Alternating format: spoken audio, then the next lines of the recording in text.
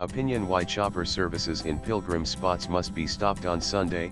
7 people, including a 2-year-old, died when a chopper operated by a private aviation company carrying Chardham pilgrims from Kedarnath crashed near Gaurikund in Rudraprayag district on its way to Gupt Kashi.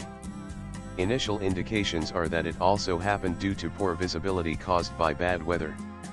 There are predictable and possibly even true suspicions about maintenance issues and cutting corners when it comes to passenger safety. On May 8, 6 people including the pilot were killed when their helicopter crashed into a hillside in Uttarkashi when flying from Dehradun to Harsil.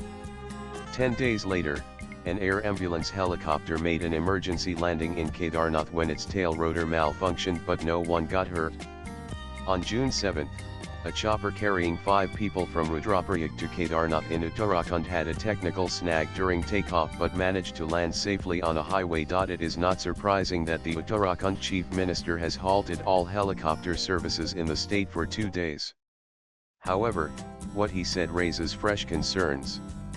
He asked the state's chief secretary to form an expert panel to prepare a standard operating procedure mandating thorough technical checks of helicopters and taking updated weather information before every flight. This implies that these basic safety procedures are not generally conducted. That suspicion is borne out by information emerging that the ill-fated flight happened before the time slot allotted to that chopper service, indicating that the owners were probably running extra services off the register. As there are over 300 scheduled flights around that area during peak Chardham Yatra season, the temptation to squeeze in a few more beyond official hours is high. And if the area has no ATC or radar systems, weather changes can prove deadly. Last October, the Chief Election Commissioner and 3 other officials and the pilot had a close shave when their helicopter had to make an emergency landing near Munsiyari in Uttarakhand en route to the Milam Glacier because of a sudden weather deterioration.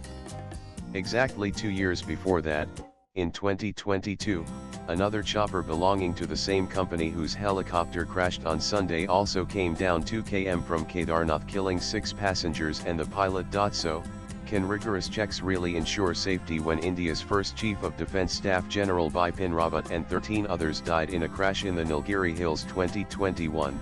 They were aboard a Mi-17 Indian Air Force helicopter, not one operated by a private company. And yet, even with 2 very experienced IAF pilots at the helm, their helicopter hit a tree and flew into the hillside just minutes from its destination. The Defence Services Staff College at Wellington. A tri-service court of inquiry examined the evidence of the flight data recorder and concluded that it was a controlled flight into terrain CFIT.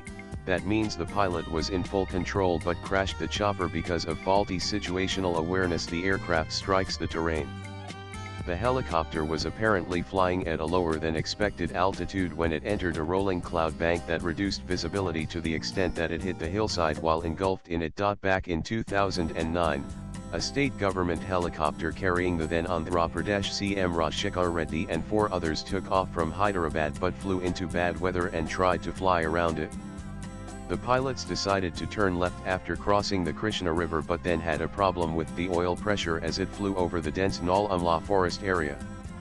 They were trying to search the manual for a remedy when the chopper crashed into a hillside while banking left. In May 2011, Dorhi Kandhu, then CM of Arunachal Pradesh and 4 others including 2 pilots died when their single-engine chopper crashed at 13,000 feet near Sela Pass in the West Kameng district while flying from Tawang to Atangar.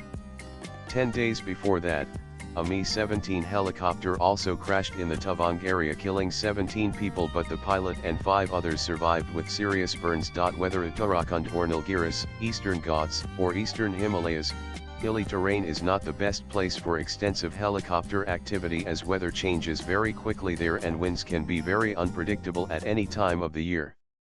Unfortunately, there have been plenty of helicopter crashes in non-mountainous areas too, notably one that killed India's then Lok Sabha Speaker GMC Balayogi in 2002 in Kaikalur in Andhra Pradesh due to bad weather. It may be argued that politicians and officials often need to get from one place to another quickly and helicopters offer the best option if roads are not good and there are no railheads or airports nearby. But the same constraint cannot be applicable to pilgrims and tourists who comprise the bulk of people using this precarious mode of transport today. There must be rationalization of usage in the name of safety, even if accessibility is a tourism mantra now. The crux of the dilemma is the conflation of pilgrimage with tourism, manifest in the oxymoronic phrase spiritual tourism, because both involve travel. But the purposes of both are utterly different.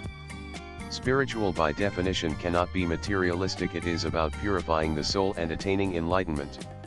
Tourism is primarily to gratify the 5 senses, and there is nothing wrong with that. But the attitude to accessing either or both cannot be the same. The age-old practice of pilgrimage was not regarded as a fun family outing but a serious personal spiritual journey, even if often conducted in groups. These journeys were not meant to be done as quickly and as comfortably as possible with all modern amenities so that they could be ticked off a bucket list like a holiday hotspot. In fact, temples like Guruvayur and Sabrimala still prescribe mental and physical preparations, including austerities for pilgrims. Just because Chardham and many other pilgrimage destinations are in beautiful locales does not mean they should be treated like tourism spots that seek to make their customers happy with conveniences from free airport transfers to heated pools. Pilgrimages are a sacred journey, where exertion to arrive at the presence of the Almighty is expected of devotees of many faiths, like undertaking Hajj to Mecca or walking to Santiago de Compostela in Spain. Unlike many faiths, there is no extra merit in going on a pilgrimage. For Hindus it is a personal choice. But it is not meant to be an easy choice, to be fitted into a holiday itinerary and cushioned with whatever comforts money can buy for the journey. Devotion rather than wallets are the prerequisite, and the authorities need to lay down rules of conduct, if the sacredness of pilgrimages are to be maintained as well as the safety of both people and the holy locations. The states in which popular high-altitude pilgrimage spots are located particularly need to take some tough decisions, as the numbers will continue to rise, putting pressure on infrastructure in an ecologically fragile and climatically unpredictable area. The number of people who take helicopters are a fraction of those who go by rodent vehicles and then on foot or hooves, and hence limiting such chopper services to emergency evacuations must be considered. Swipe left for next video. Before the advent of helicopters, did devotees not make it to remote pilgrimage spots? Ensuring private helicopters are not taking dangerous liberties with the rules is next to impossible, given our Indian propensity to cut corners. However, good roads, adequate rest and recuperation facilities, efficient hospitals, and provision for wheelchairs should enable thousands of pilgrims to make it to these places and provide many more jobs for locals too. The author is a freelance writer. Views expressed in the above piece are personal and solely those of the author. They do not necessarily reflect News 18's views. Latest blogs.